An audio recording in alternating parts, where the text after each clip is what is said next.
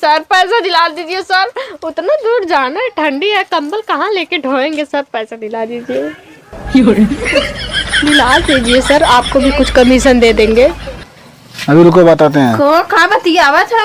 अरे बोला था बहनी तोहार भौजैया, ई बतावा अरे तोहार भौजैया इतनी चट्टी ना हुआ है, कैसे तू ओकरे साथे रहा तो हमार बच्चा भीतर है कुछ। हां जाओ आएगी गोरकी आएगी गोरकी। अरे नहीं सामने आ रहे ये चाची सबसे ज्यादा मारे रही हमें। ये बताओ ताऊ रही खा से देते ने काम करना बतिया ना लाया बुला ले रे साहब। बोलन मन से दुनन मन बड़ी होई गए, पैसा दे पैसा पाए हो, देखे हुआ के ले पैसा लात। अरे बहनी हाँ मतलब देखत रहे पहले बात सुनो, इनका कंबल ला के दो और ऐसे मत किया करो, ठीक ना?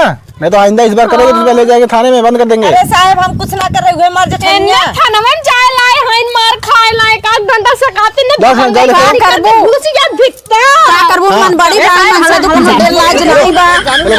सर जी गोरकी तेरा कुछ ज्यादा ही बाटे, सेक देता ने का गोजी। जाओ जाओ लिखो, जाओ लिखो।